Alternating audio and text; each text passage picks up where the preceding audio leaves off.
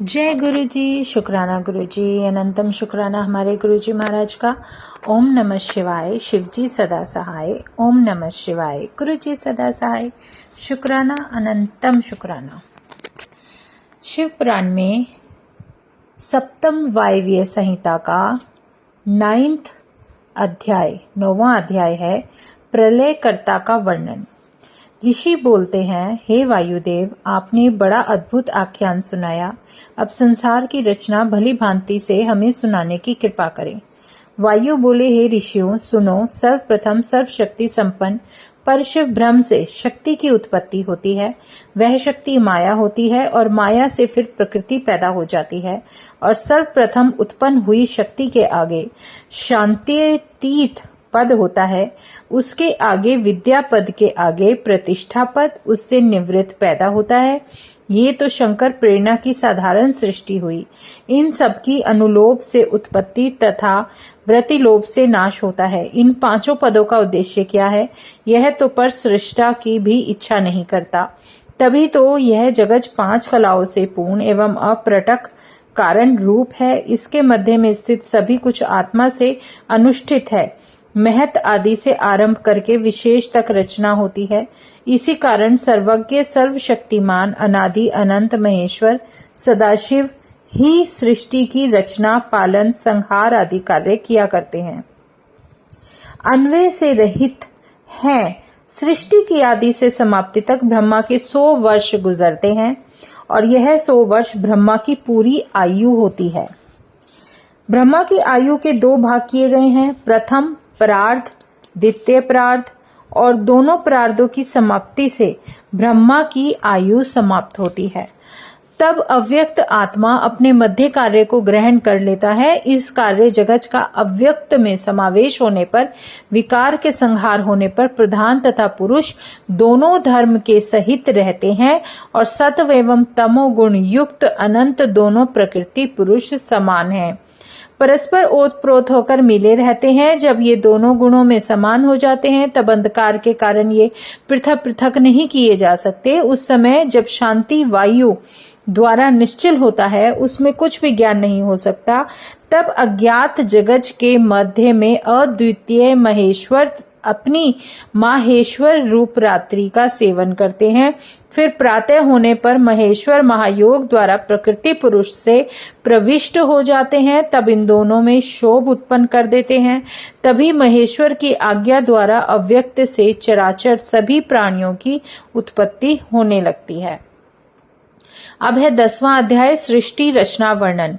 सबसे पहले ईश्वर की प्रेरणा से पुरुष रूप से जो अधिष्ठित हुआ है, उस अव्यक्त से बुद्धि आदि से लेकर विशेष तक क्रमशः विकार उत्पन्न होते हैं। उसके बाद उन विकारों से सर्व कारण रूप रुद्र, विष्णु, ब्रह्मा से 3 देवता तथा सर्वव्यापिनी अभेद शक्ति, अपरिमित ज्ञान आदि सभी अणिम आदि वैभवों के साथ पैदा हुए।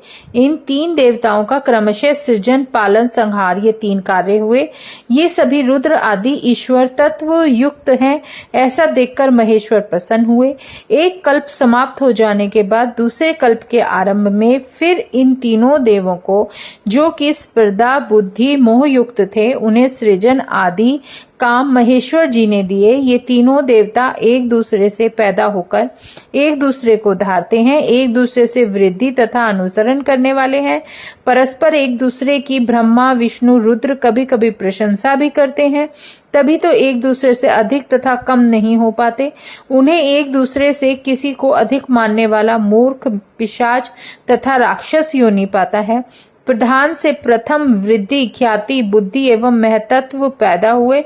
महतत्व के शोभ से 3 प्रकार के अहंकार उत्पन्न हुए। अहंकार से 5 महाभूत तन्मात्रा इंद्रियां पैदा हुई और विकृत अहंकार के सत्गुण से अतिरिक्त सात्विक तत्व उत्पन्न हुआ।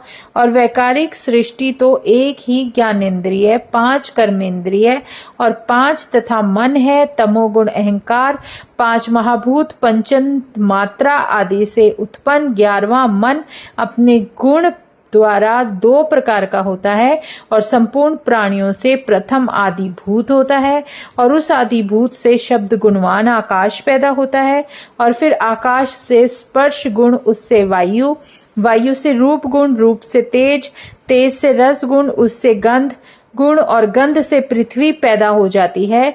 फिर इन 5 महाभूतों द्वारा सारा संसार निर्मित हो जाता है। ये 5 महाभूत अव्यक्त महेश्वरी की कृपा द्वारा पुरुष से अधिष्ठित रहते हैं। तब महदादिक से आरंभ कर विशेष तक इस अंड को उत्पन्न करते हैं। उस समय कार्य कारण से सिद्ध हुआ ब्रह्म उस अंड से वृद्धि पाकर ब्रह्मा नाम करके क्षेत्रज्ञ हो जाता है। यही सर्वप्रथम शरीरधारी पुरुष है। संपूर्ण प्राणियों से पहले उत्पन्न हुआ यही आदि कर्ता एवं ब्रह्मा कहता है। अव्यक्त की प्रेरणा द्वारा इसके मन में अनेकों मनोरथ पैदा होते हैं और किसी प्रकार से नहीं। इसके तीनों गुणों को अपने अधीन रखने का स्वभाव है और उन तीनों गुणों की अपेक्षा भी इसी से होती है। इन्हीं 3 गुणों द्वारा फिर अपने शरीर के 3 विभाग कर देता है और सृष्टि कार्य में ब्रह्म का भाग, संहार कार्य में रुद्र और पालन कार्य में सहस्रशीर्ष विष्णु होता है। वह नायक रहता है। यह नायक विराट रूप में हो जाता है और स्वर्ण में सुमेरु पर्वत उसका गर्भ बंधन होता है और समुद्र जल गर्भ तथा गर्भाशय होता है और उस अंड में लोक हैं और लोकों में सूर्य, चंद्र, नक्षत्र, वायु आदि रहते हैं। उनके साथ साथ विश्व व्याप्त हो रहा है। इससे 10 गुना बढ़कर जल इसे अंडे को ढक रहा है। जल से 10 गुना तेज, तेज से 10 गुना वायु, वायु से 10 गुना आकाश, फिर उसे आदि भूत ढक रहे हैं। उन्हें 5 भूत आदि, इनको फिर महत्व आदि, महातत्व आदि को प्रकृति चारों ओर ढके रहती है। यह 7 तरह के आवरण हैं जिनके अंड आवृत रहता है।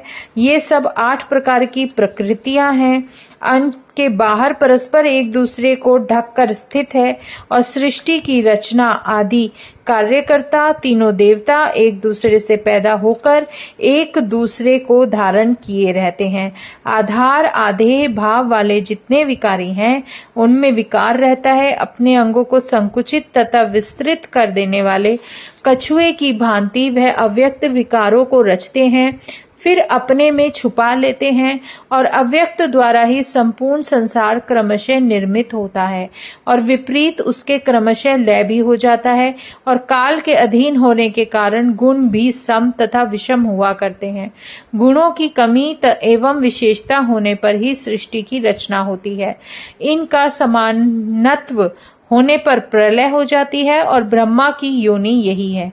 महाकठिन अंड ही ब्रह्मा का निश्चयात्मक क्षेत्र है। तभी तो ब्रह्म क्षेत्रज्ञ है। प्रकृति सर्वगामिनी है। इसी प्रकार इस प्रकार के सहस्रश कोटिश अंड रहा करते हैं। उन अंडों में चतुर्मुख विष्णु तथा रुद्र इन देवों की प्रकृति रचती है। वे तीनों देवता शिवजी की समीपता पाकर स्थिर रहते हैं और महेश्वर तो व्यक्त से भी परे हैं। व्यक्त से अव्यक्त, अव्यक्त से अंड, अंड से ब्रह्मा पैदा होते हैं। फिर यही ब्रह्मा संपूर्ण लोक रचता है। पहले प्रवृत्त होने वाली प्रधान सृष्टि तथा प्रलय काल में सबका प्रलय, ये दोनों कार्य तो केवल परमेश्वर की लीला मात्र है। संपूर्ण सृष्टि के अतुल कारण प्रकृति से पैदा हुए ब्रह्मा आदि अंत मध्य रहित है। अंत पराक्रम श्वेत रक्त वर्ण वाले एवं पुरुष संयुक्त हैं। जय गुरु जी। अब है 11वां अध्याय, सृष्टि की आदि का वर्णन। सृष्टि ऋषि जी बोलते हैं, वायुदेव अब हमारे मनवंतर एवं कल्प अथवा उन मनवंतरों में तथा कल्पों में होने वाले प्रतिसर्ग का वर्णन करके सुनाएं। वायु बोले, हे ऋषियों सुनिए। सब प्रथम ब्रह्मा उत्पन्न होते हैं। उनके एक दिन में 14 मनवंतर हो जाते हैं और असंख्य होने के कारण उन मनवंतरों का पूर्ण रूप से ज्ञान नहीं हो सकता। अब मैं इन समय इस समय और कल्प की प्रवृत्ति का उदाहरण देकर कहता हूँ। आप लोग फिर अन्य कल्पों की कल्पना इसी के अनुसार कर लेना। अब इस समय 12 कल्प है, इनमें भी 14 मनवंतर हैं। उनमें से 7 का स्वयंभुव तथा अन्य 7 का सावणिक नाम है। इन 14 में 7वां त्रैवस्त मनु प्रवृत्त है। सारे मनवंतरों में एक जैसी रचना स्थित संसार होता है।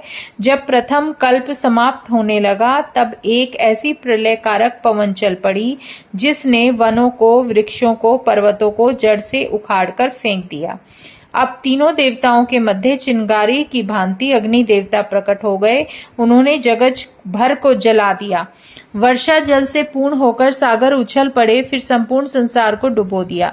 इसके बाद पितामह ब्रह्मा ने देखा कि संपूर्ण ब्रह्मांड नष्ट हो गया है, 10 दिशाएं जल से भर गई हैं। तब वे नारायण रूप होकर जल पर सुखपूर्वक सो गए।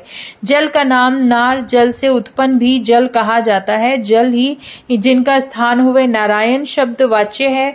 जब सृष्टि का आदिकाल होता है तो श्रुतियां जिस प्रकार ईश्वर को निद्रा से जगाती हैं, उसी प्रकार योगमयी निद्रा में सोते हुए त्रिदशाधिपति ब्रह्मा रूप शिव को भी प्रातः होने पर देवता तथा जनलोक निवासी सिद्धों ने हाथ जोड़ जोड़ कर अनेकों स्तुतियों से जगा दिया।